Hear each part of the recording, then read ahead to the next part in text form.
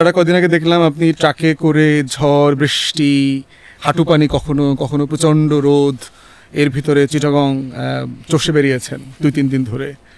তো বাংলাদেশে ইউজুয়ালি এই লেভেলের স্ট্রিট পলিটিক্স করবার কালচারটা আমরা দেখি ছেলেরা করে। তো সেখানে মানে you are a combination of lot of arts in fact, doctor, science background, ইংল্যান্ডে থেকেছেন, করেছেন, প্রফেশনে ছিলেন, পলিটিক্সও করেন নাই আগে। তো সব মিলিয়ে এসে এটা কি মানে do you find yourself a person at odds kind of evening এ ঘুমাইতে যাওয়ার সময় মনে হয় কিনা যে what have doing it like? না, নট নেসেসারিলি। আমার মনে হয় যে এটা it's it's an extension of what I have been doing. আমি যা করছিলাম ওটার সাথে দিস ইজ ভেরি কমপ্লিমেন্টারি।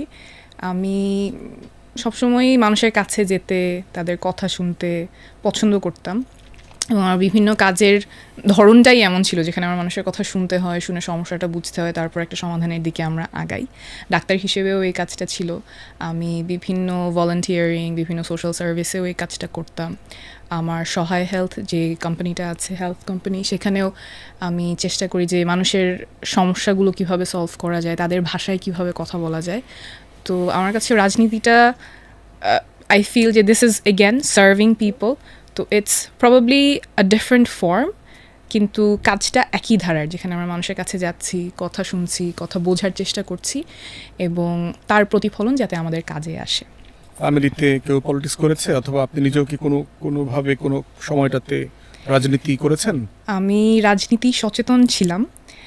যেমন 2013 সালে শাহবাগে যে একটা জামাত ধরে ধরে জবাই করো, ওটার বিপক্ষে লিখেছিলাম। লেখার ফলে হ্যাঁ, এই স্লোগানটা তো অ্যাকসেপ্টেবল না, এটা তো একটা সভ্য সমাজে। হ্যাঁ, আচ্ছা, আমি কিন্তু দেশেই বড় হয়েছি। আমার জীবনের খুব অল্প সময় আমি বিদেশে ছিলাম, বেশিরভাগ সময় আমি দেশেই ছিলাম। পরিচিতির সময়টা সম্ভবত বিদেশে থাকা অবস্থায়। হ্যাঁ, যে কোভিডের সময় যে আমি যখন ভিডিও করা শুরু করেছি, সেই জন্য হয়তো ওই স্ল্যান্ডটা আছে, বাট আমি খুবই জীবনের খুব অল্প সময় বাইরে ছিলাম। তো যেটা বলছিলাম, 13 সালে তো দেশেই ছিলাম। মেডিকেল স্টুডেন্ট, হ্যাঁ, ঢাকা মেডিকেলে পড়ছি। তো শাহবাগে ওই স্লোগান চলছে, ওটার বিপক্ষে লিখেছিলাম। লেখার ফলে মানে ভেরি মানে ডিফিকাল্ট টাইম। ওটার বিপক্ষে লেখাটা মানে তো kind of A troll invite করা, ট্যাগ ইনভাইট করা। বাট আমার ওটা I did not have concern for that. I always wanted to say what I felt was right, এবং আমার মনে হচ্ছে ওই সময় এটা বলা প্রয়োজন। এবং এইটা তো একটা অ্যাকসেপ্টেবল স্লোগান হতে পারে না, ধরে ধরে জবাই কর, মানে what civil society are we living in. তো এরকম বিভিন্ন সময়ে আমি কমেন্ট্রি বা রাজনীতি সচেতন, এটা আসলে বাংলাদেশের প্রায় সব মানুষই রাজনীতি সচেতন থাকে, বাট রাজনৈতিকভাবে সক্রিয় হওয়া সেটা এই জুলাই অভ্যুত্থানের পরে। এবং ফ্যামিলি থেকেও আছে পলিটিক্স করেছে? না, আমি কোনো রাজনীতিবিদ দেখে বড় হই নাই আমার পরিবারে। রাইট। এখন পাশের লোকটাকে জিজ্ঞেস করি যে খালেদকে যারা পার্সোনালি চেনে তারা সবাই জানে যে ভেরি শাই পারসন, একটু ইন্ট্রোভার্ট, চুপচাপ। তো এটার সাথে আসলে পলিটিক্স যায় কিনা? খালেদ কি একটা ভুল সিদ্ধান্ত নিয়েছে? আমি দেখি সঠিক না ভুল এটা সময় বলে দিবে। বাট রাজনীতিতে আমার আশাটা অনেকটা যারা যেমন বললো সার্ভিস ওই মেন্টালিটি থেকে। It comes from there, it comes from আমি ছোটোবেলায় যে বড় হয়েছি সেখান থেকে। আমি তো গ্রামে বড় হয়েছি, মাদ্রাসায় পড়েছি। তো ওইখানে আমাদের যেটা ছিল যে আমি মাদ্রাসার ছেলে মেয়েদের যেটা হয় যে সমাজের অনেকগুলো ক্ষেত্রে এদেরকে একটু ছোট করে দেখা হয়, আদারিং করা হয়। অনেকগুলো ক্ষেত্রে you have to fight to find your place. তো আমার জন্য ওই জায়গায় মাদ্রাসা থেকে আমি ডিসিপ্লিন শিখেছি, but at the same time সবসময় মনে হতো যে আমাকে যদি কেউ কিছু বলতো যে এটা করা যাবে না, আমার তো এটাই তো করতে হবে, আমি এটা পারবো করতে, আমি এটা করে দেখালে এটা হবে। সো সেটা ছিল। তারপর আমি যখন ইউনিভার্সিটিতে আসলাম, এগেন আমাদের ওই এলাকা থেকে ঢাকা ইউনিভার্সিটিতে ল পড়ার সুযোগ হয়নি কারো আর কি, অনেকের। সো আমার যখন সুযোগ আসলো, আই থট যে আমার যে এডুকেশনটা অন্যরা যারা পায়নি, I will use this for that. So এই জন্য আমি হিউম্যান রাইটসে পরবর্তীতে কাজ করি। আমার এলাকার অনেক মানুষ কিন্তু সাভারে যে গার্মেন্টস যে শিল্প আছে ওইখানে কাজ করেন। সো সাভারে যখন রানা প্লাজা ধস হলো, আমি গ্র্যাজুয়েশন করেছি, আমি তখন কর্পোরেট ল বাদ দিয়ে আমি চিন্তা করি যে আমি ওই কেসটা নিয়ে কাজ করব। ওইটা নিয়ে তখন আমি কাজ করি। এখনও আইসি যে আমার যে এডুকেশন যেটা আছে সেটাকে I want to use it for service. But তুমি অ্যাক্টিভ পলিটিক্স তো কখনো করো নাই? না, এগেন রাজনীতি সচেতন ছিলাম।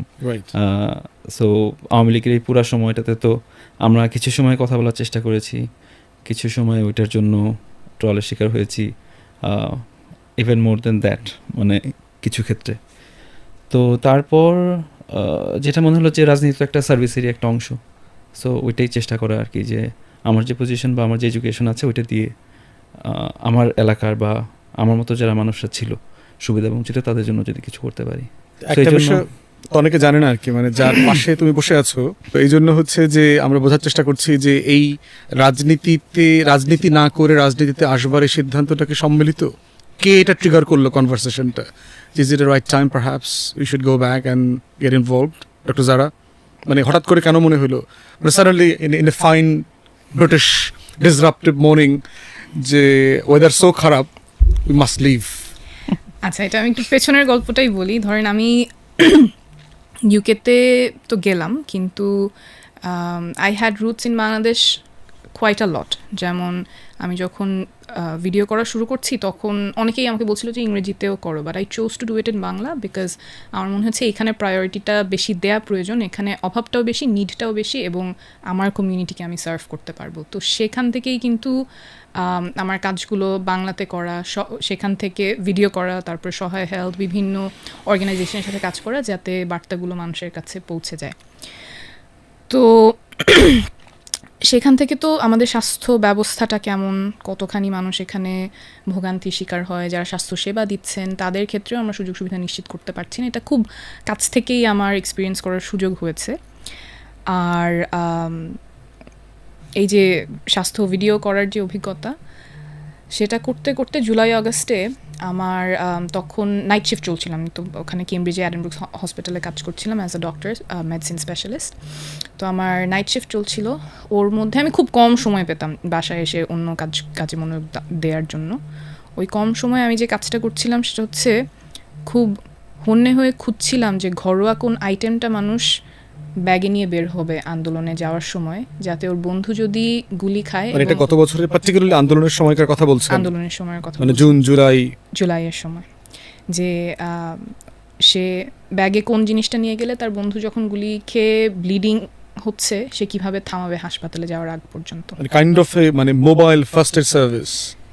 মোবাইল ফার্স্ট এইড সার্ভিস বলতে পারেন, কেটে গেলে কি করবে, গুলি লাগলে কি করবে, কিন্তু এটা খুবই সারিয়াল একটা এক্সপিরিয়েন্স। আমি অনেক কিছু নিয়েই চিন্তা করি যে আচ্ছা এটা মানুষকে জানানোর প্রয়োজন, এটা নিয়ে ভিডিও করার প্রয়োজন, এটা নিয়ে সচেতনতা আরও বেশি হওয়া প্রয়োজন, কিন্তু এটা আমি কখনো ভাবিনি যে আমার কমিউনিটির জন্য আমার এরকম বার্তাও এক্সট্রিম সার্ভিস নিয়ে চিন্তা করতে হবে আর কি। মানে আমার দেশে তো তখন যুদ্ধ চলছে না, একটা স্বাধীন দেশে আমরা চিন্তা করছি যে মানুষ রাস্তায় বের হবে, তখন রাষ্ট্রীয় বাহিনী তাকে গুলি করবে এবং হাসপাতালে যাওয়ার আগ পর্যন্ত তার ফার্স্ট এইড তার নিজেরই দিতে হবে, তার বন্ধুর ব্লিডিংটা তার বন্ধ করার জন্য সে কি পদক্ষেপ নেবে।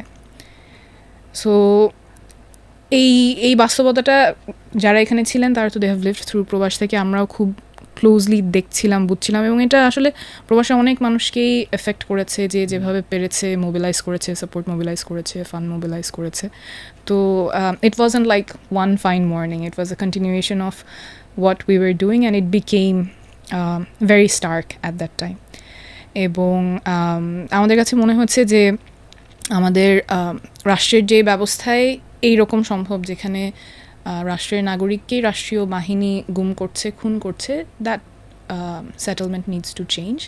এবং এখন হয়তো একটা রেয়ার অপরচুনিটি, এটা জীবনে হয়তো একবারই আসে, বারবার আসে না। তো এই সময় আমরা কিভাবে কাজে লাগতে পারি সেই ধারণা থেকেই কাজে অন্তর্ভুক্ত হওয়া। মানে এটা কোন সময়টাতে, মানে এই সিদ্ধান্তটা কি হাসিনা পালিয়ে যাবার পরে সিদ্ধান্ত নিলেন আপনারা দুজনে মিলে, না মানে ওই সময়টাতে আলোচনা করলেন যে if it really happens then we must move back? Hasina চলে যাওয়ার পরে উই রিসিভ দ্য কল থেকে আর কি, যারা আন্দোলনের সাথে যুক্ত ছিল, যে এটা কি তোমাদের অনলাইন পরিচিতির কারণে? যে না, আমি we know some of them, আমি এখনই নাম বলছি না, বিবি ভবিষ্যতে কোনো এক সময় বলবো আর কি। সো দে কল যে এখন তো আমরা দেশে চলে গেছে শেখ হাসিনা, এখন আমরা এখানে we are trying to rebuild the nation, আপনারা যুক্ত হবেন কিনা, ডু ইউ ওয়ান্ট টু হচ্ছে হলো গেট ইনভলভড। সো তখন কি মানে ইন অ্যান ইনস্ট্যান্ট হচ্ছিল, বলছে হ্যাঁ আমরা we want to come back. তখন আমরা ছিলাম হচ্ছে ইউ উড নো স্কটল্যান্ডে ছিলাম তখন, আই লাভ স্কাইতে বেড়াইতে গেছিলাম আর কি। এবং সামার্থ্য মানে সুন্দর সময় আগে স্কটল্যান্ডে যাওয়ার জন্য আর কি। হ্যাঁ। সো তখনই সিদ্ধান্ত নিয়ে চলে আসবো, তারপরে ওইখান থেকে আমরা চলে আসি কেমব্রিজে, এসে সব কিছু গুছিয়ে না ওই কনভারসেশনের মধ্যেই যে আমরা যারা অ্যাপ্রোচ করেছিল ওরা এক্সপেক্ট করেনি আমরা বলবো চলে আসবো, বাট উই সেড না উইল কাম। আমি তখন কেমব্রিজে পড়াচ্ছিলাম, সো নতুন সেমেস্টার না, একদম ইয়ার শুরু হয় যেই সময়টাতে, ওখানে আমার কিছুটা ওদেরকে গুছায় দিয়ে আসার জন্য দেরি করতে হয়েছে। বাট যখন we heard the proposal were like ঠিক আছে না will get difficult involved. Because আমি তো ওখানে ছিলাম, মানে ব্যাকআপ প্ল্যানও তো মানে এটা it requires months in fact mentality wise. But একটা ভালো দিক হচ্ছে অবশ্য তোমরা খুব বেশি দিন ছিল না, লম্বা সময়। আমি অনেক লম্বা সময় ছিলাম, so I had a long backup plan. G so এটা বাট ইট ইজ স্টিল মানে সারপ্রাইজিং মনে হচ্ছে না যে একদম abruptly চিকিৎসার ওই আলোচনা আসছিল। সো যারা ধর যে আমি যাই, আই ওয়ান্ট টু হচ্ছিল go and That was a pure medical service, like- ওইখানে আমি কি করতে পারি, want to go, I start with that. So এটা ছিল একদম প্রথমে। তখন তো পলিটিক্যাল পার্টি হওয়ার কোনো আলোচনা কিছুই ছিল না, so we did not come here to do politics যখন আমরা আসছিলাম আর কি। এটা কি অ্যাজ ইট গোজ পেয়াজি গো সার্ভিসের মতো কিনা যে হলো তার আগেই হচ্ছে ওই ওদের চিকিৎসার ওই বিষয়টা নিয়ে যারা কিছু ভলেন্টিয়ারদের সাথে কাজ করছিল। আচ্ছা, few things made it easier আর কি। ওই ইসের পরে অগাস্টের পরে আন্দোলনে আহতদের হচ্ছিল চিকিৎসা ওই জিনিসগুলো নিয়ে যারা অলরেডি কিছু, এবং আমরা অলরেডি কিছু ভলেন্টিয়ার যে গ্রুপসগুলো আছে তাদের সাথে কাজ করছিলাম। তারপরে যখন আলোচনা হলো তখন তো মানে মেডিকেল ডক্টরস রিলেটেড মানে ছিল যে অনলাইনে যতখানি করা যাচ্ছে দেশে ফিরলে আরেকটু বেশি আরেকটু ভালোভাবে ইনভলভ হয়ে ওখানে সহযোগিতা করা যাবে। এখন দুজনই তো যার যার প্রফেশনাল জায়গাতে একটা কমপ্লিট সুইচিং হয়েছে kind of. So doctor Zara, you are now more of a physician or more of a political activist? I serve whichever title you want to name me with. So কোনো আছে, কোনো মানে regret আছে যে career বাদ দিয়ে Cambridge Oxford বাদ দিয়ে if I were like had a different decision? না, absolutely not, no regrets at all. যেটা বলছিলাম যে আমরা মানে the ultimate purpose is to serve. এখন সেটা I still love medicine, I still love evidence based care, কিন্তু একটা রিয়েলাইজেশন যে আমি যতই প্রেসক্রিপশন দেই আমাদের ভাঙা স্বাস্থ্য ব্যবস্থা ঠিক হবে না ওই প্রেসক্রিপশন দিয়ে। রাজনৈতিক সদিচ্ছা ছাড়া সব মানুষের স্বাস্থ্যের অধিকার নিশ্চিত করা সম্ভব না। আমার রোগীদের হয়তো আমি সেবা দিতে পারবো, কিন্তু সবার জন্য অধিকার নিশ্চিত করার ক্ষেত্রে রাজনৈতিক সদিচ্ছাটা প্রয়োজন। তো খালেদ, এই যে ফিরে আসার জায়গা থেকে ডক্টর যারা বারবার সার্ভিসের কথা বলছে, যে তার প্যাশনের জায়গাটা হচ্ছে যে I just serve what ever capacity, মানে যেই বাস্তবতাতেই আমি থাকি না কেন আমি মানুষের পাশে দাঁড়াই আর কি। তো সেইখানে তুমি যদিও ভিন্ন পেশার, ভিন্ন সায়েন্সের স্টুডেন্ট, মানে তুমি কি ফিল করো যে একই রকম একটা ব্যাপার? মানে তুমি হিউম্যান রাইটস নিয়ে তোমার একটা প্যাশন ছিল, তুমি কাজ করবা, কিন্তু এটা তুমি এখন করছো না, তুমি এখন অন্য কিছু করতেছো। না, I think it's very related. আপনার ক্ষেত্রেও দেখবেন, you are also barrister, right? আপনার পলিটিক্সটা কিন্তু দুটা একটার সাথে অঙ্গাঙ্গিভাবে জড়িত। আমি উদাহরণস্বরূপ যদি বলি, ধরেন আমার লয়ের একটা ব্যাকগ্রাউন্ড ছিল, অনেক কষ্ট করে পড়ালেখা করেছি, রাইট? বাট এখন আমি যখন আমাদের পার্টি রিফর্মের পজিশনটা কী হবে রাষ্ট্র সংস্কারের ক্ষেত্রে, ওইখানে আমার নলেজ কাজে লাগছে, আমার ইনপুটটা কাজে লাগছে। সো এইটা অনেক বড় একটা সেবা দেওয়ার একটা সুযোগ। আমার হিউম্যান রাইটসের যে এডুকেশন, ওইটা আমাকে গাইড করছে কিভাবে আমাদের পার্টির উমেন্স রাইটসের পজিশনগুলো কী হবে নারী অধিকারের ক্ষেত্রে, আমাদের পার্টি যখন চিন্তা করছে অন্যান্য অধিকারের ক্ষেত্রে তাদের পজিশন কী হবে, ওইখানে আমাকে গাইড করতে সাহায্য করছে। এরপর আমি টেকনোলজিতে কাজ করেছি, এরপর আমি কাজ করেছি কয়েকটা কোম্পানি বিল্ড করার জন্য। সেখানে আমি শিখেছি কীভাবে একটা টিম তৈরি করা যায়, কীভাবে টেকনোলজি ব্যবহার করে কুইক সলিউশন করা যায়, রাইট? ওই জিনিসগুলো এখন আমার সাহায্য করছে। So again I see this as a continuation আর কি। আগে যে তুমি তো কাজগুলো পলিটিক্স করছিলাম। করো নাই কখনো? ছাত্র জীবনে পলিটিক্স করেছো অথবা ফ্যামিলিতে পলিটিক্স? হ্যাঁ, না, রাইট। তাহলে ডক্টর জারার মতোই একদম মানে শুধু সচেতনতার জায়গা থেকে এসছে। তাহলে এই জায়গাটা কি মানে এটা বিবেচনা করলে কেমন হবে যে তোমরা কি তাহলে মোর পলিসিতে কাজ করতেছো দেন অ্যাক্টিভিজম করতেছো? ব্যাপারটা কিরকম? না, not really. I see myself as a team player. আমার পার্টির জন্য যেই রোলে যখন প্রয়োজন আমার সেটার জন্য অ্যাভেলেবল থাকতে হবে, সেখানে কাজ করতে হবে। ওইখানে যদি আমার একটা শক্ত অবস্থান থাকে, রিজিডিটি থাকে যে আমি শুধুমাত্র এটা করব ওইটা করব না, বা আমি তাহলে তো আই ডু নট লার্ন, আমি নিজেও গ্রো করব না। সো নিজে গ্রো করার জন্য, নিজে শেখার জন্য, পার্টিতে কন্ট্রিবিউট করার জন্য আমার মনে হয় আমাদের ফ্লেক্সিবল থাকাটা গুরুত্বপূর্ণ আর কি। ডক্টর জারা, জুন শুরু হচ্ছে, জুলাই 1 বছর হয়ে যাচ্ছে প্রায়। সো স্মৃতি কাতর হয়ে যান কিনা, মানে গত বছর দেশে কি হয়ে গেল, এটা মানে বেগার্স বিলিফের মতো লাগে মাঝে মধ্যে? এটা আসলে জুন জুলাই আসার জন্য না, প্রতিনিয়তই আমরা ইভেন এই যে শুরুতে আপনি বলছিলেন চট্টগ্রামে যখন গেলাম, 2 দিন আগে আমরা মোহাম্মদপুরেও গিয়েছি, প্রতিনিয়তই শহীদ পরিবার এবং আহতদের সাথে কথা হচ্ছে। ইটস স্টিল ভেরি র, সবার মনেই এটা আছে যে কি হয়েছে এবং বিগত বছরগুলোতে কিভাবে আমাদের একদম অধিকারগুলো লুণ্ঠন হয়ে গিয়েছে। এটা আমি আশা করব যে এটা আমরা খুব সহজে ভুলবো না, এবং এটা যাতে আর কখনো আমাদের দেশে রিপিট না হয় সেটার জন্য যা করার প্রয়োজন সব রাজনৈতিক দল, সব পক্ষ, সব মত এক হয়ে সেটাতে কাজ করবে। মানে একটা মানে ডেভিলস অ্যাডভোকেসি করি আর কি, যে কাইন্ড অফ যে শুধুমাত্র গত জুন জুলাই আগস্টে তো মানুষ মারা যায়নি, গত 16-17 বছরে মানুষ মারা গেছে। তো গত 16-17 বছর ধরে তোমাদের অথবা আপনার অথবা এই জেনারেশনের মানে টনক নড়ল না কেন, মানে সাডেনলি জুলাই কেন? অথবা ইকুয়ালি যদি উল্টাটা বলি যে আরও তো লয়ার আছে, আরও তো ডাক্তার আছে, হাজার হাজার আছে সারা পৃথিবীতে, কজন ফিরে আসছে যে না ঠিক আছে let's do something for the country? একটা অর্থবহ জীবন, মিনিংফুল লাইফের কিন্তু অনেক ডিফারেন্ট ফর্ম হয়, সবাই কিন্তু একইভাবে জীবনের অর্থ খুঁজে পায় না, এটা নাম্বার 1।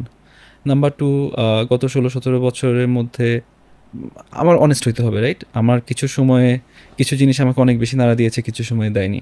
আমার মনে আছে একটা সময়ে এটা যখন ছিল বোধ হয় ছাত্রলীগের সাথে জাহাঙ্গীরনগরের ভিসির কোনো একটা ঝামেলা চলছিল আর কি, ওইখানে ঘুষ চাওয়া টাওয়ার ব্যাপারে, টেন্ডার নিয়ে 2 কোটি টাকার একটা চাঁদা, এবং এখানে তখন ওই জাহাঙ্গীরনগরের ভিসি এটা নিয়ে নালিশ দিয়েছে প্রধানমন্ত্রীর কাছে। তো আমি সেটা নিয়ে ফেসবুকে লিখছি যে আমরা তো এটা তো ডনের মতো একটা ব্যাপার স্যাপার, আপনি যদি কোনো একটা চাঁদাবাজির ব্যাপারে আপনি পুলিশের কাছে রিপোর্ট করবেন, আপনি এটা সমাধান করার জন্য প্রধানমন্ত্রীর কাছে কেন বলবেন? সো আমি ওইটা লিখছিলাম যে আওয়ামী লীগের যে পুরা মানে মোডাস অপারেন্ডি, আওয়ামী লীগ যেভাবে চলে এটা পুরো একটা ডনের মতো আর কি, পুরো একটা মাফিয়া গ্রুপের মতো চলে। রাষ্ট্র, সরকার, ব্যক্তি, পরিবার কিছু নাই, একাকার হয়ে গেছে। মাফিয়াদের ক্ষেত্রে আপনি যদি কেউ অন্যায় করে নিজেদের মধ্যে ঝামেলা হইলে আপনি পুলিশের কাছে যান না, আপনি যান হচ্ছে মাফিয়া বসের কাছে যান, cartel head, because you have a separate legal system there, right? So আপনার তো পুরা ওইটার একটা খুবই একটা সুন্দর একটা উদাহরণ, আপনার এখানে হচ্ছে চাঁদাবাজি করছে, এটা সমাধানের জন্য আপনি পুলিশের কাছে যাচ্ছেন না, আপনি যাচ্ছেন বসের কাছে, মাফিয়া বসের কাছে। পুলিশে তখন কিছু বলছে না, কেউ কিছু বলছে না, এটা ওপেন আলোচনা চলছে। এটা বলার পরে আমার তো ছাত্রলীগের বন্ধুরা আছে, এর বাইরেও যারা আছে তারা তো ক্যাম্পাসে অলরেডি, আমি তো ক্যাম্পাস থেকে না, আমি তখন বের হয়ে গেছি তখন, বাট তারা তো তখন আমার পর অনেক অনেক খেপা, ইউ ক্যান ইমাজিন আর কি এরপরে কি হয়। তারপরে যারা যে পজিশন নিয়েছিল যে একটা শিবির ধরে ধরে জবাই করে, নান অফ আস জীবনে কখনো শিবিরের সাথে কোনো রাজনীতির সাথে সম্পৃক্ত ছিলাম না, আমাদের কাছে ছিল এটা একটা অধিকারের ইস্যু, রাইট? বাট এটার পর থেকে আমাদেরকে শিবিরের ট্যাগ দেওয়ার চেষ্টা করতো, বাট এটা শুধুমাত্র আমাদের দুজনের গল্প না, এটা বাংলাদেশের লক্ষ লক্ষ মানুষের হচ্ছিল, যেই দিল্লির আধিপত্যবাদ আওয়ামী লীগের বিপক্ষে কথা বলেছে, এটা ছিল। তো যেটা বলছিলাম যে এই রাজনীতির সচেতনতা এইরকম, আমি আমার সময় আমার যা বন্ধু বান্ধব আছে বা চারপাশে দেখি প্রায় সবারই দেখেছি আমি নানা সময়, যারা একদম গাঢ় আওয়ামী লীগ ছিল না তাদের সবাই বিভিন্ন সময়ে তাদের টনক নড়েছে। 2013-তে অনেকে, আমার তো মনে আছে শাপলা ইনসিডেন্টের সময়গুলোতে আমার ফ্রেন্ড অনেকে অনেক কিছু লিখেছে, তারপরে আবার তাড়াতাড়ি ডিলিট করেছে যখন অবস্থা আরও করুণ হলো। তারপর আরও কতগুলো আন্দোলনের সময় যে অবস্থাগুলো হলো, আই থিঙ্ক নানার সময়ে মানুষের টনক নড়েছে। বাট এই জুলাইতে তো একটা বিস্ফোরণ হয়েছে, আগে বিস্ফোরণ ছিল না, এবং এখন এটা একটা মাইল ফলক হিসেবে সবার মনে গেঁথে গেছে আর কি। এবং এই সময়টাতে আমরা সবচেয়ে বেশি নৃশংস একটা রূপ দেখেছি আর কি, এটা আর লুকানো যায়নি। শাপলার ওইটা লুকাতে পেরেছে, রাইট? বাট অন্যান্য সময় হয়তো বা স্লো পয়জনিং হয়েছে, স্কেলটাও সম্ভবত একটা বড় ব্যাপার, যে অন্য কোনো ঘটনাগুলো হয়তো এই স্কেলে আরবান মিডল ক্লাসকে এফেক্ট করে নাই। তো এখানে কি রক্তের দামাদামিতে একটা পার্থক্য আছে না? মানে শাপলার রক্তটা একটু সস্তা, কারণ ওরা মাদ্রাসা থেকে এসছে, ওরা আলেম ওলামায়ে কেরাম, প্রান্তিক, ওর ভয়েস নাই, ও আমাদের আপনাদের মতো ইংরেজিতে কথা বলে না, এসি রুমে বসে সেমিনার করে না। রক্তের পার্থক্য হয়ে গেল, দামের পার্থক্য হয়ে গেছে। Unfortunately yes. এইটা ধরেন আপনি ওয়েস্টে দেখবেন যে গাজার মানুষ যখন মারা যায়, সেইটা BBC CNN-কে যতখানি নাড়া দেয়, সাদা চামড়ার কেউ মারা গেলে তাদেরকে অনেক বেশি নাড়া দেয়। আবার ইউক্রেনের মানুষ মারা গেলে তাদেরকে যতখানি নাড়া দেয়, তার থেকে USA বা UK মানুষ মারা গেলে তাদেরকে অনেক বেশি নাড়া দেয় সাদা চামড়ার মধ্যেও। আমাদের এখানেও শাপলা বা অন্যান্য ক্ষেত্রে হুজুরা মারা গেলে, এবং অনেক ক্ষেত্রে বিএনপির আমাদের অনেক ভাই বোন তো মারা গেছে, তাদেরকে হুকুম করা হয়েছে, রাইট? ওই জিনিসগুলোর মূল্য তখন অনেক কমে গিয়েছিল তখন, এটা শুধুমাত্র যে মাদ্রাসার ওই ব্যাকগ্রাউন্ডে ছিল তা না, রাজনৈতিক অন্য লাইফগুলোর মূল্য তখন অনেক কমে গিয়েছে। নাইস হতে হতে কিন্তু পরে civil society actor, even Facebook পোস্টের জন্যও আপনাকে ট্যাগ দেওয়ার সংস্কৃতিতে আমরা চলে আসছিলাম। ওটা ওই যে দুমুখ সাপের কথা মাঝে মধ্যে বলি আর কি আমি, যে তার যখন প্রচণ্ড ক্ষুধা পায় কিন্তু সে শিকার ধরতে পারছে না। পার্টিকুলারলি এই ঘটনাটা ঘটে যখন ফিমেল প্রেগনেন্ট স্নেক থাকে, সে তো শিকার করতে যেতে পারছে না। ওই সময় সে প্রচণ্ড ক্ষুধার্ত হইলেই তার এক মুখ আর এক মুখের দিকে ওই জায়গাটা মানে কামড়ে ধরে আর কি, খাবারের জন্য আর কি। তো এটা একটা ভয়ঙ্কর ফেনোমেনা আর কি। এবং এটা পরবর্তীতে কিন্তু আমরা আওয়ামী বলয়ের মধ্যেও দেখেছি, কে বেশি আওয়ামী লীগ, কে কম আওয়ামী লীগ, কে রিফাইন্ড আওয়ামী লীগ, কে ওয়াইল্ড আওয়ামী লীগ, মানে এই কনভারসেশনটা কিন্তু এসছে। তো সেই জায়গাতে রাজনীতি করতে এসে সেপ্টেম্বর থেকে অথবা অক্টোবর থেকে মানে কি কি আশা করেন নাই কিন্তু এখন এটা ফেস করতে হচ্ছে? Difficult question. এই যে আমাদের যে পোলারাইজেশনের রাজনীতি ছিল, যেটা বললেন যে কে মানে ট্যাগের রাজনীতি, একটু খালেদ বলছিল যে আমার বিভিন্ন পজিশন যেটা আওয়ামী লীগের এগেনস্টে বা তৎকালীন সরকারের এগেনস্টে গিয়েছিল, সেই জন্য শিবির, হিজবুত তাহরির, আইএসআই, মানে কোনো জঙ্গি মৌলবাদী, হ্যাঁ মানে কোনো ইমাজিনেশনের কোনো লিমিট নাই। বাট ইটস ডেঞ্জারাস, কারণ ওই ট্যাগগুলো তো ওই সময়ে কোনো সুখকর ট্যাগ ছিল না। ইট খুনের জাস্টিফিকেশন, এটা তো গুমের জাস্টিফিকেশন, ইনফ্যাক্ট ক্রসফায়ারের জাস্টিফিকেশন। তো সেই পোলারাইজেশনটা আমার মনে হয়েছে যে বিগত বছরগুলোতে সেই পোলারাইজেশন থেকে অনেকে চেষ্টা করছে বের হতে, specially young people, they were raising their voice যে না, এটা আমরা চাই না। সো আমার একটা হোপ যে সামনে আমাদের পলিটিক্সটা এই পোলারাইজেশন, ডিভিশন, সেটার ঊর্ধ্বে উঠে we all will be able to work আমাদের দেশের স্বার্থে। বাট এটা একদিনে চেঞ্জ হবে না, সেটাও আমাদের বাস্তবতা, কারণ আমরা একটা দীর্ঘ সময় ওই ট্যাগিং, ডিভিশন, পোলারাইজেশনের মধ্য দিয়ে একটা কালচার সৃষ্টি হয়ে গেছে। তো কালচার চেঞ্জ তো আর খুব তাড়াতাড়ি হবে না, কিন্তু ওই সদিচ্ছাটা আমি আশা করব যে সব পক্ষের মধ্যে থাকবে, যে আমরা আবার সেই ডিহিউম্যানাইজেশন, ট্যাগিং, সেটাই যাতে আর ফিরে না যাই। রাজনীতিতে এক্সপোজারটা কি কোনো নতুন জিনিসের জন্ম দিচ্ছে প্রতিনিয়ত? মানে এটা কি as romantic as last September? না, রোমান্টিক হবে এটা কখনোই চিন্তা করি নাই। রাজনীতিতে রোমান্টিসিজমের এরকম জায়গা না, ইটস কঠিন জায়গা। আমাদের পলিটিক্সে কিন্তু রোমান্টিসিজম আছে। আমরা যারা লম্বা সময় পলিটিক্স করছি, এটার ভিতরে রেভলিউশন, আপরাইজিং, হাসিনা চলে যাবে, ওইটা কিন্তু ওই যে মানে আমাদের সাগর কন্যাকে নিয়ে ময়নাদ্বীপ বানানোর মতো আর কি। আচ্ছা, ওটা তো চলে গেছে। হোয়াট নেক্সট আপনাদের জন্য? মানে ওই যে ময়নাদ্বীপ বানানো চলছে, ফাউন্ডেশন আফটার ফাউন্ডেশনস। আমাদের জন্য যেটা ছিল যে রাজনীতিতে, আমার নিজের যেটা চিন্তা ছিল যে রাজনীতিতে এই রাস্তাটা সহজ হয় না আর কি। মানে আপনি হঠাৎ করে যেদিন রাজনীতিতে ঢুকবেন তারপরের দিন কিছু মানুষ আপনাকে ঘৃণা করা শুরু করবে, and you really do not know why. কোনো কারণ লাগবে না, অযথাই হচ্ছে ঘৃণা করা শুরু করবে, রাইট? সো দ্যাটস হচ্ছে ওয়ান পার্ট অফ ইট। এইগুলো আগেও ফেস করা হয়েছে, সো দ্যাটস ওকে। সো ওইটা হচ্ছিল একটা, ওইটা আগে থেকে ছিল। যেটা আশা করি নাই আমার জন্য, যেটা আর কি আমার কাছে একটা জায়গায় যে আফসোস লাগে, আজকে এখন আমাদের মে মাস শেষ হচ্ছে, রাইট? আমাদের আগস্টের পরে আসলেই আমার আশা ছিল যে দেশে এবার বড় একটা সংস্কার হবে, বড় একটা পরিবর্তন আসবে। যেটা আমার নিজের বিবেককে অনেক বড় নাড়া দেয়, যে হচ্ছে পুলিশ স্বাধীন দেশের জনগণকে নিয়ে যে তার কাস্টডিতে পাশবিক নির্যাতন করে, এবং সেটা আমাদেরকে নাড়া দেয় না।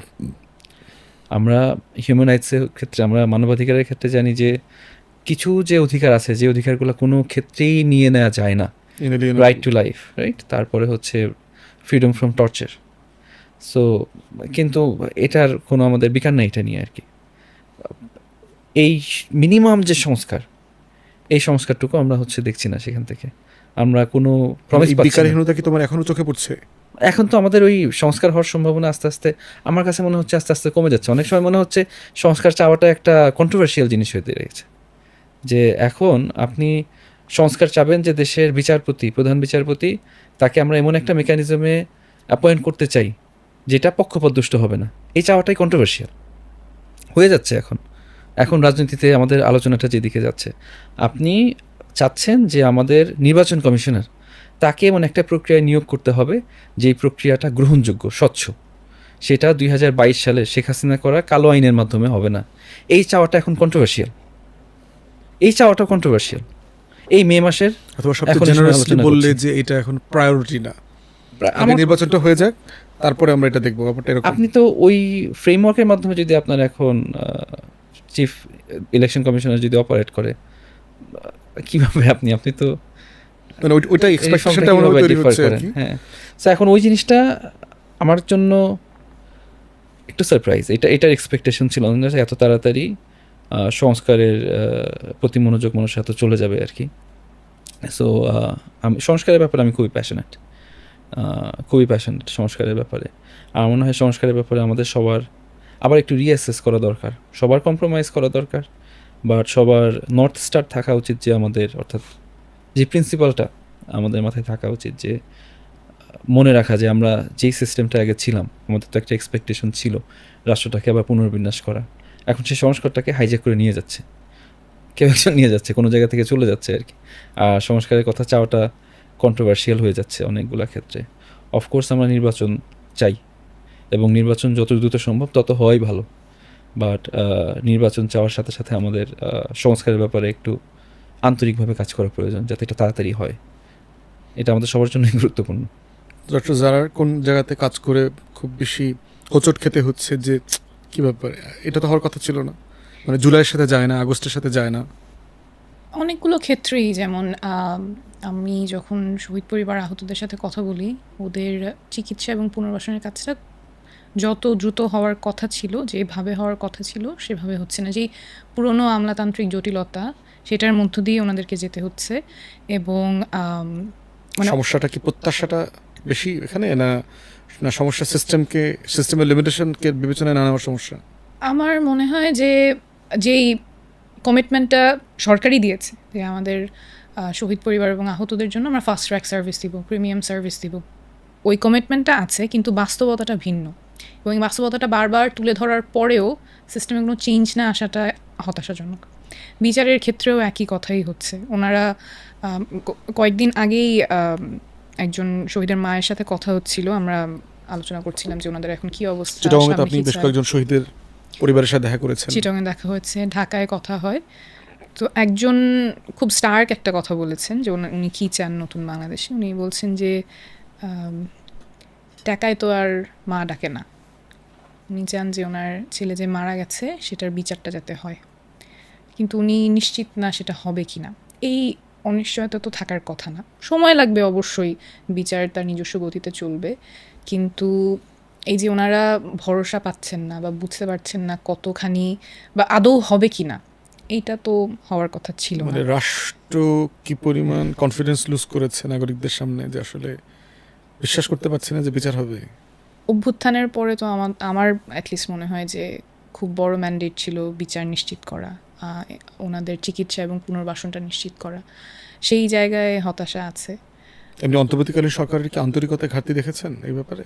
ওই যে যেটা বললাম, কমিটমেন্ট আছে হাই লেভেলে, অলওয়েজ কমিটমেন্টের কথা আমি শুনেছি, কিন্তু বাস্তবতা যখন ওনাদের কাছে যাচ্ছে, ওনারা যখন হাসপাতালে যাচ্ছে, ওনারা জানেন না কার কাছে গেলে সেই সার্ভিসটা ওনারা পাবেন।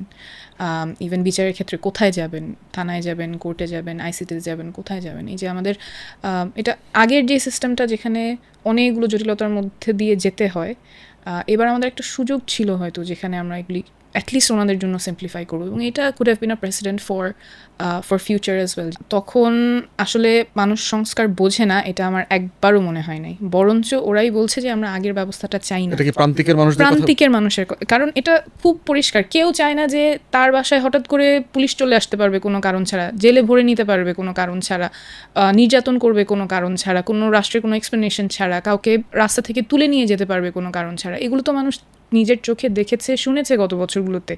এইটার যে পরিবর্তন হওয়া দরকার, সেই ব্যাপারে আমি কারো দ্বিমত শুনি নাই। আমি মানে বাংলাদেশের অনেক আনাচে কানাচে গিয়েছি, মানুষের সাথে কথা বলেছি, কথা শুনেছি। এই ব্যাপারে আমি ঈদের সময় দেখলাম আপনি অনেক প্রত্যন্ত অঞ্চলে গ্রামে গঞ্জে হেঁটে ঈদের সময় উঠান বৈঠক করেছি, বিভিন্ন জায়গায় কথা বলেছি। তো এই যে চিন্তা যে মানুষ সংস্কার বোঝে না, এটা একটা অ্যাবস্ট্রাক্ট কনসেপ্ট, আমার কাছে একবারও মনে হয়নি। এবং এটা যার সাথে আমি কথা বলেছি সবাই, এটা তো খুবই ন্যূনতম একটা চাওয়াই যে রাইট টু লাইফের কথা আসলো। নির্বাচনের একটা তারা দেখলেন, এই যে আপনি যে প্রান্তিকে যাচ্ছেন, মানুষ ভাই এগুলো রাখেন তো পরে, নির্বাচনটাকে হোক তারপরে হোক, মানে এই অ্যাটিটিউডের কি একটা কন্ট্রাডিকশন চোখে পড়েছে আমার প্রান্তিকে? পার্সোনালি আসে নাই, বাট আমার মনে হয় এই যে একটা মোটামুটি সংস্কারের কথা বললে নির্বাচন বিরোধী একটা চিন্তা আসে, অথবা আরেক দিকেও আছে যারা নির্বাচনের কথা বলছেন মনে হচ্ছে তারা সংস্কার বিরোধী। এইটা থেকে আমাদের একটু বের হয়ে আসলে ভালো হবে, কারণ মানে জনগণকে বোঝার জায়গা থেকে বলছি যে আপনার অভিজ্ঞতা থেকে আপনি জনগণকে কিভাবে রিড করছেন? আমার পার্সোনালি এরকম মনে হয় নাই। আচ্ছা, এবং এই যে ব্যবস্থাটার যে পরিবর্তন প্রয়োজন হবে, আমরা আমাদের ভাইয়ের নিরাপত্তা চাই, বোন যখন রাস্তায় যাচ্ছে নিরাপত্তা চাই, তাদেরকে হঠাৎ করে কেউ গুম করবে না, খুন করবে না, এই বিষয়ে তো কোনো দ্বিমত আসবে, এটা আমরা কেন চিন্তা করি আমি বুঝতে পারি না। এবং এই বিষয়ে specially after July and August I would think যে everybody would have a consensus, এবং ওইটা যাতে না হয় সেজন্য আমরা সবাই একসাথে we would move forward and work together. খালিদের কি মনে হয়েছে যে মানে মানে যারা আমরা সংস্কার চাচ্ছি তাদের জায়গা থেকে কি সংস্কারের পক্ষে পিকচারটা পরিষ্কার করা, প্রস্তাবটা পরিষ্কার করা, প্রস্তাবটাকে জনগণের জীবনের সাথে কানেক্ট করাটা, মানে এটা করতে কি আমরা আসলে ফেল করছি কিনা, মানে তোমার জায়গা থেকে তুমি ফেল করছো কিনা, অথবা যারা এই প্রো রিফর্মস তারা কালেক্টিভলি ফেল করছে কিনা? আমার মনে হয় আমাদের ইমপ্রুভ করার সুযোগ আছে। আমি ইমপ্রুভ করার সুযোগ আছে, ফেইলিয়ার বলবো না, সময় আছে আরও সামনে। আমি উদাহরণস্বরূপ যদি বলি, আমরা যদি উদাহরণস্বরূপ যদি চিন্তা করি, ধরেন আমরা আর্টিকেল 70 চাই অ্যাবলিশ করতে, ধরেন আমরা চাই। এটা কেন চাই? এটা থাকলে কি সমস্যা হয়? এটা থাকলে এমপিরা কি কৃতদাস হয় কিনা? আমার একটা রাবার স্ট্যাম্প একটা পার্লামেন্ট হয় কিনা? নাকি এটা থাকা ভালো দেশের ন্যাশনাল সিকিউরিটির জন্য, অন্য জায়গা থেকে থ্রেট আসতে পারে? যেই আর্গুমেন্টটাই হোক, এই আর্গুমেন্টটা মানুষের কাছ পর্যন্ত যাচ্ছে না। বা ট্রেডিশনালি আমরা এটাও জানি, ধরেন রাষ্ট্রের কনস্টিটিউশন কীভাবে হবে, এটা সাধারণত রাষ্ট্রের সমস্ত নাগরিক কিন্তু একসাথে এসে সমানভাবে চিন্তা করে না, এটাও আমরা জানি। বাট এক্ষেত্রে যতগুলো মানুষ জানতে পারতো, যতগুলো মানুষ এটা নিয়ে কেয়ার করবে, সেই জায়গায় আমাদের কমিউনিকেশন আরও করার আমার মনে হয় সুযোগ আছে। যারা আর সাথে আমার হচ্ছিল গতকাল রাতের বেলা এটা গল্প করছিলাম ঘুমানোর আগে, যে জুলাই এবং অগাস্টের সময়ে আমাদের কিন্তু ইয়াং মানুষ অনেকে রাস্তায় চলে আসছে, অনেকে বিভিন্ন শ্রেণী পেশার মানুষ রাস্তায় চলে আসছে, তারা পরিবর্তনটা চায়। এখন যে সেই সংস্কারের সম্ভাবনাটা কমে যাচ্ছে, বা এই সংস্কার নিয়ে তাদের চাওয়াটা কি, এটা একটু রিভাইভ করার বা এই আলোচনাটা বোঝার একটা উপায় হতে পারে আমাদের ডিবেট আয়োজন করা।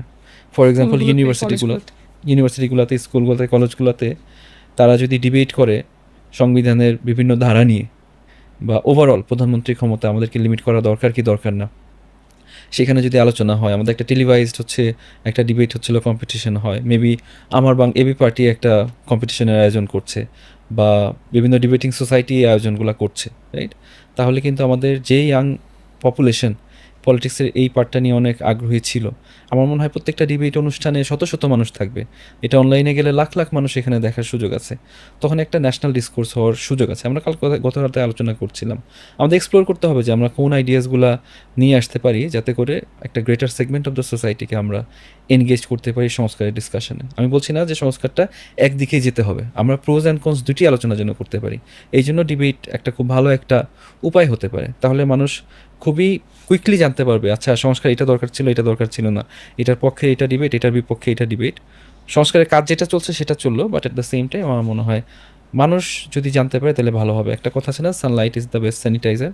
যদি আমরা সংস্কারের ব্যাপারে মানুষের কাছে তুলে ধরতে পারি, তখন যদি অগ্রহণযোগ্য কোনো পজিশন কোনো রাজনৈতিক দলের জন্য নেওয়াটা খুব ডিফিকাল্ট হবে। এটার মাধ্যমে আমরা মানুষকে জানানোর চেষ্টা করছিলাম।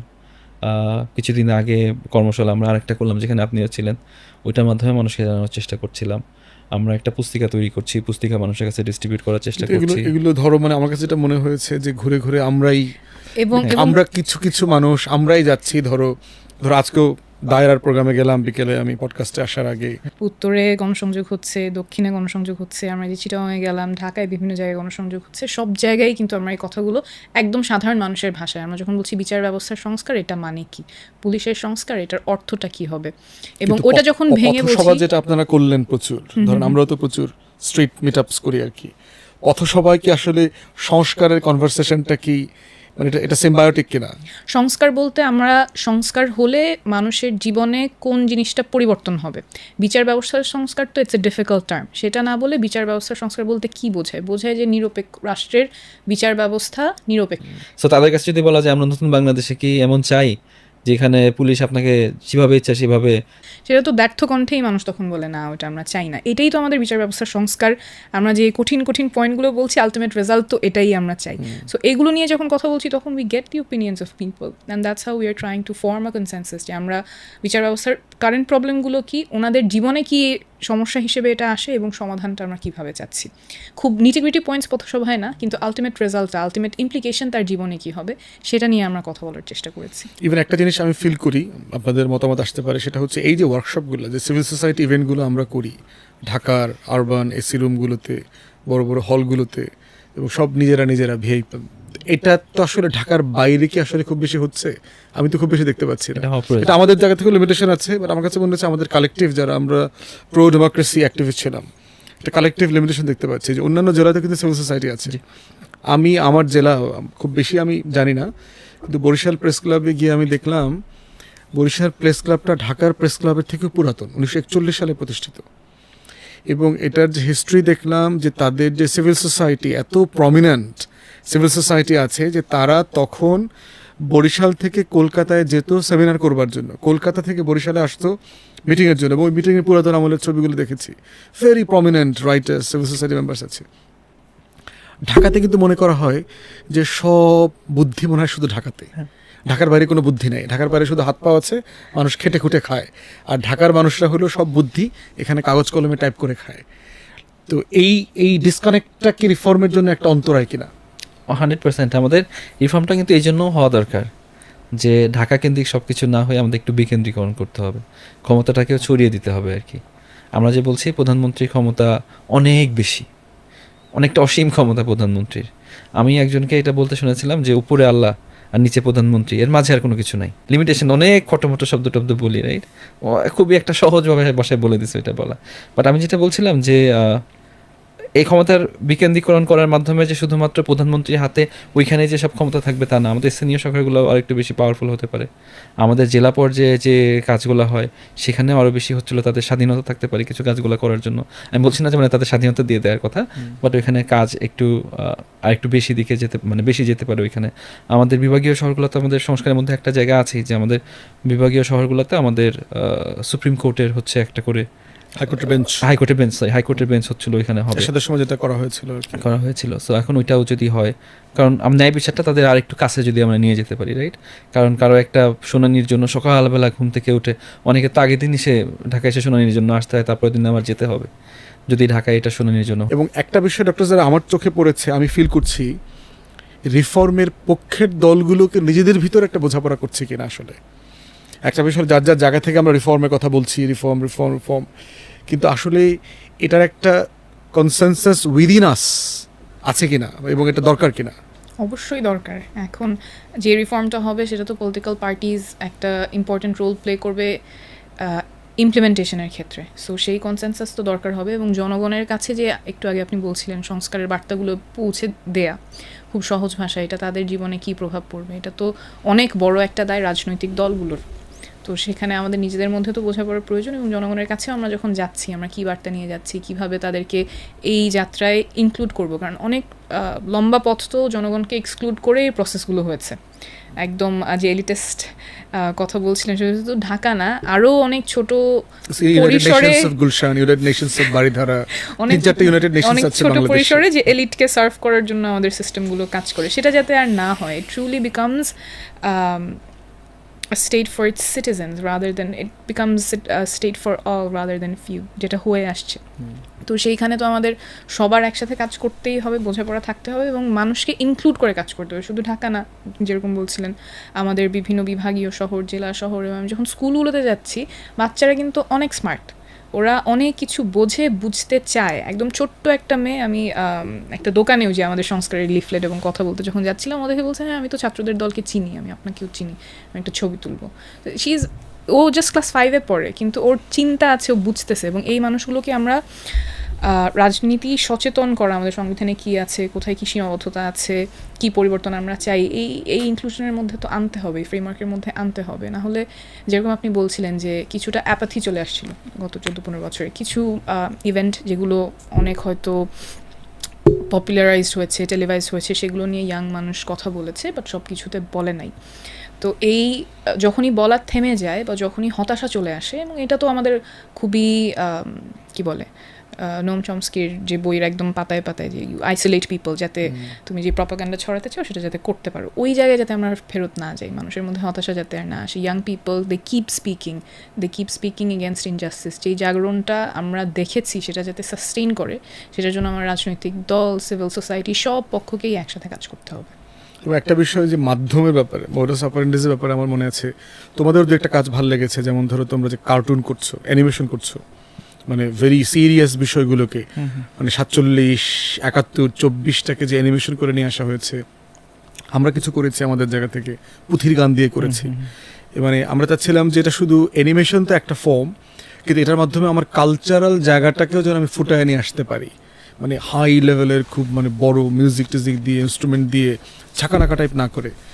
ইভেন আমার মনে আছে ডেইলি স্টারের একটা সংবিধানের আলোচনাতে আমি বলেছিলাম আর কি যে মানে লালনের আখড়ায় কবে সংবিধান নিয়ে আলোচনা হবে, মানে আমরা রিফর্মটাকে ওইখানে নিতে চাই যে ওরা গান বানাবে লালন।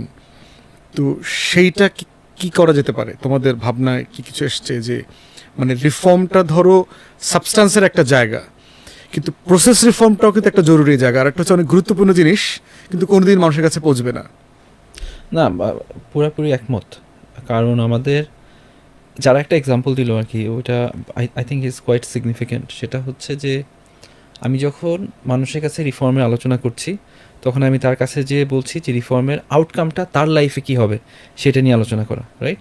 সো এই আলোচনাটা ইন আ সেন্স আমরা সাবস্ট্যান্টিভ আলোচনা থেকে আমরা এমন আলোচনায় যাচ্ছি যেটা মানুষ খুব সহজে রিলেট করতে পারবে, খুব সহজে বুঝতে পারবে।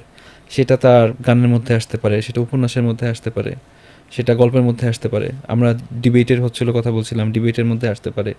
আমাদের বিভিন্ন জায়গায় রিফর্মটা একটা continuous process, right? Very likely যে আমাদের এই রিফর্মটা এখন যেই প্রক্রিয়াটা শুরু হবে, এখান থেকে আমাদের আবার মিড কোর্স কারেকশন লাগতে পারে। সো আমরা এই আলোচনাটা শুধুমাত্র আগামী 6 মাসের, 8 মাসের বা ইন্টারিম গভর্নমেন্টের এই সময়টাতে সীমাবদ্ধ না করে আরেকটা লং টার্ম প্রজেক্ট হিসেবে কিন্তু আমাদের চিন্তা করতে হবে। মানে ইলেকশন হোক, যখনই হোক, যেভাবেই হোক, ইলেকশন যারাই ক্ষমতায় আসুক, মানে বিয়ন্ড ইলেকশন রিফর্ম ডিসকাশনটাই কন্টিনিউ করতে হবে। এটা তো করতেই হবে অনেকগুলা কারণে। যে রিফর্ম ঠিকভাবে হচ্ছে কিনা সেটা দেখা, রিফর্ম আমরা যেগুলো করছি সেগুলো ঠিকভাবে কাজ করছে কিনা। আমরা তো ফিউচার জানি না। আর একটা রাষ্ট্রযন্ত্রের ক্ষেত্রে যেটা গুরুত্বপূর্ণ সেটা হচ্ছে আগে থেকে it's very difficult to predict how the future is going to unfold, right?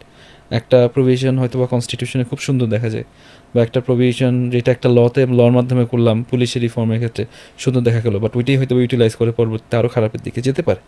So আমাদের আগে থেকে চিন্তা করতে হবে না যে রিফর্মের সবগুলো প্রভিশন সবসময় সব ভালো ফলাফল নিয়ে আসবে।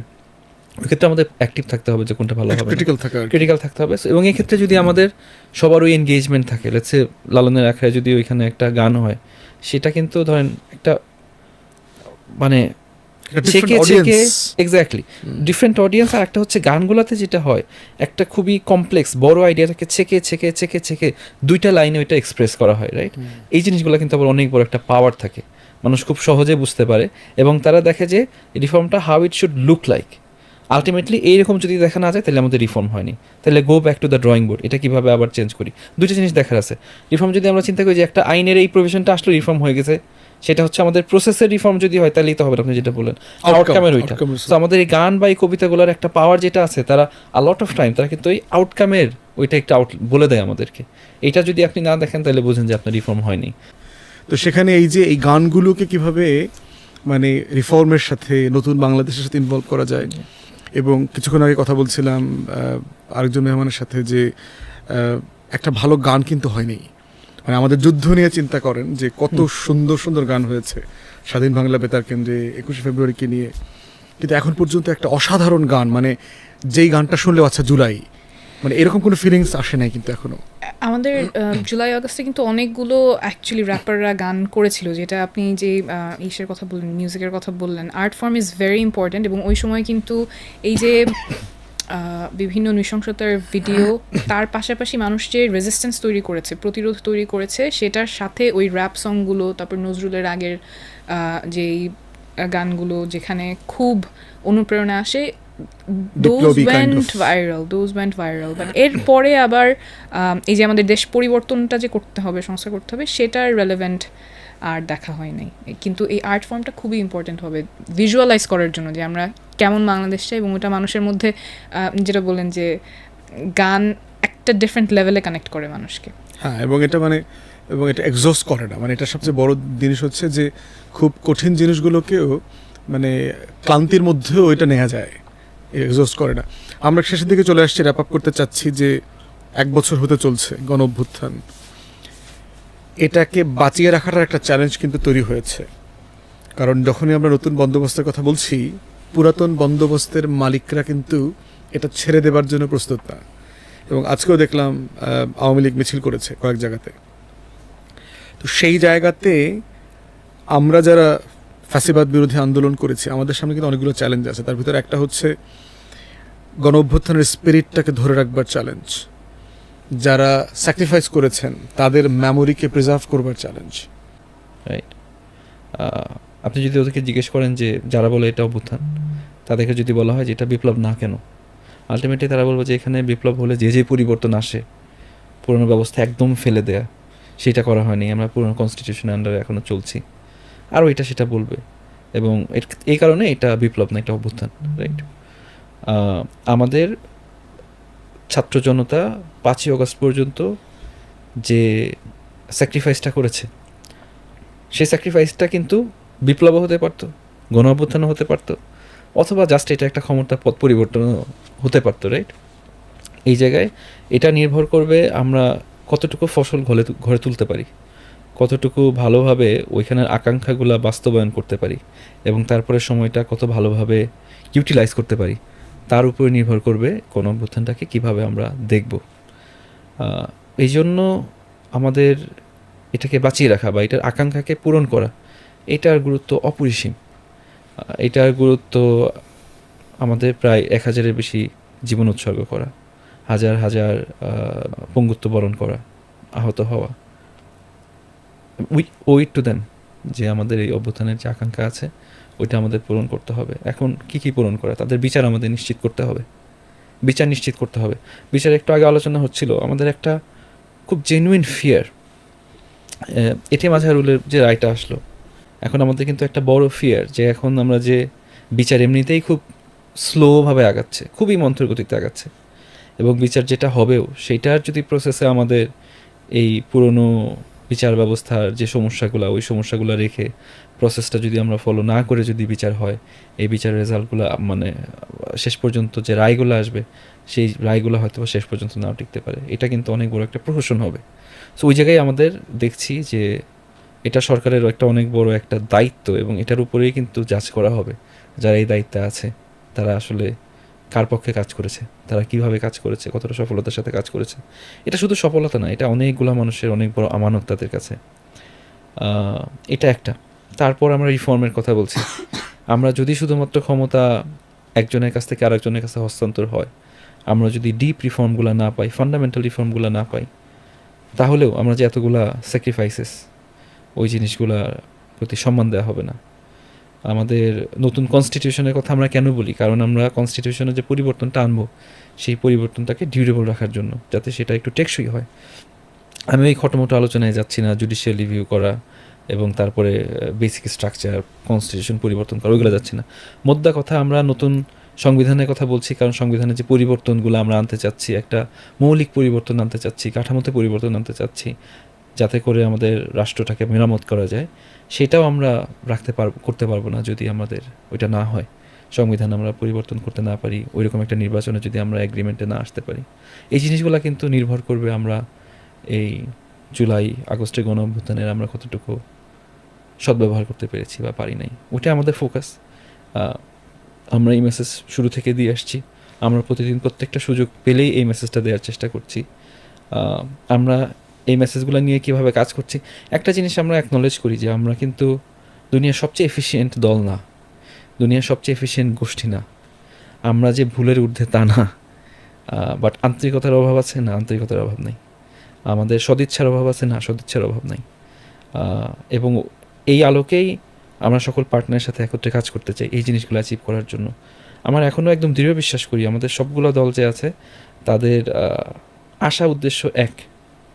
বিগত 16 বছর তো সবাই একসাথে ছিল, আশা আকাঙ্ক্ষা এক। ছোটো ছোটো বিষয় হয়তো বা দূরে নিয়ে গেলেও আমাদের আলটিমেটলি এই জিনিসগুলো আমাদের সবারই মাথায় আছে, আমরা সবাই অ্যাচিভ করার চেষ্টা করবো আর কি। বাট আলটিমেটলি যদি করতে না পারি তাহলে হিস্ট্রি আমাদের ক্ষমা করবে না। দেখে নেবে আর কি কারা কারা কোন রোল প্লে করেছে আর কি। বাট আমার মনে হয় যে মানে আই হোপ যে আমরা সবাই একত্রে হতে পারবো এবং এটা অ্যাচিভ করতে পারবো। যারা একটা বিষয় দেখলাম যে আপনি নিজে পার্সোনালি প্রচুর ট্রলের শিকার হচ্ছেন, ট্যাগিংয়ের শিকার হচ্ছেন এবং খুবই মানে নিউডলি অ্যাটাক করা হচ্ছে আর কি। এবং জুলাই কন্যারা কিন্তু হারিয়ে গেছে, একটা কথা কিন্তু প্রায় আছে, ওরা কোথায়? আমরা ওদেরকে তো দুঃসাহসিকভাবে দেখেছি জুলাইতে, মেয়েদেরকে বিশ্ববিদ্যালয়ের হল ভেঙে চলে আসা, ছাত্রলীগের মিছিলের প্রতিবাদ করা, পুলিশের গাড়ি আটকায়া দেওয়া, সে মেয়েরা কোথায়? মানে মানে একটা হলো আপনার পার্সোনাল এক্সপিরিয়েন্স থেকে আপনি বুঝতে পারছেন যে কি হচ্ছে আসলে মেয়েদের ব্যাপারে, পার্টিকুলারলি ফিমেল অ্যাক্টিভিস্টরা অনেকে ডিসঅ্যাপিয়ার হয়ে গেছে। এটা ব্যাপারে আপনি কি ফিল করছেন? এটা আনফর্চুনেট, এবং আমার মনে হয় জুলাই আগস্টে যে রোল আমাদের নারীরা প্লে করেছেন সেটার পরে মনে হচ্ছিল যে আমাদের জনজীবনে রাজনীতিতে একটা স্পেস ওপেন আপ হয়েছে যেখানে নারীরা খুব স্বতঃস্ফূর্তভাবে তাদের ডিসিশন মেকিংয়ে রোল প্লে করতে পারবে। কিন্তু যত দিন যাচ্ছে মনে হচ্ছে ওই জায়গাটা সংকীর্ণ হয়ে আসছে।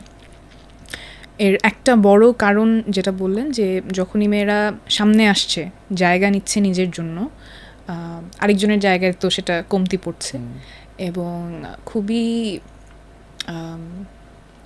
কি বলবো, মানে খুবই হরেন্ডাসলি তারা অ্যাট্যাক্ট হচ্ছে। স্পেশালি অনলাইন স্পেসে আমাদের দলের যারা নারী নেত্রীরা আছেন অনেকেই আগে রাজনীতির সাথে জড়িত ছিলেন না। এই নতুন বাংলাদেশ গড়ার জন্য ওনারা দিনের বেলা কাজ করছেন, কেউ বিজ্ঞানী, কেউ ডাক্তার, তারপর সন্ধ্যার সময় তাদের এলাকায় গিয়ে মানুষের কাছে এই যে সংস্কারের কথাগুলো আমরা বলছি, নতুন আশার কথা বলছি, সেগুলো নিয়ে তারা গণসংযোগ করছেন। কিন্তু অনেকগুলো প্রতিবন্ধকতার শিকার হচ্ছেন। স্পেশালি অনলাইন স্পেসে তাদেরকে একদম একজন একজন করে টার্গেট করে হ্যারাস করা, kind of orchestrated campaign. And this is very very unfortunate. এবং আমাদের অবশ্যই নারীদের জন্য স্পেসটা এনশোর করতে হবে।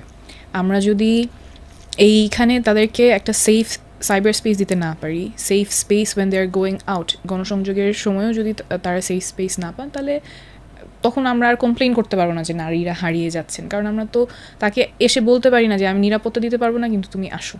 সেটা তো হয় না। জুলাই আগস্টে তো তারা নিরাপদে ছিলেন, এবং সেই পরিবেশটা নিশ্চিত করা সব দল থেকেই আমার মনে হয় এই জায়গায় কনসেনসাস থাকা উচিত, এবং নিশ্চিত করাটা আমাদের দায়িত্ব।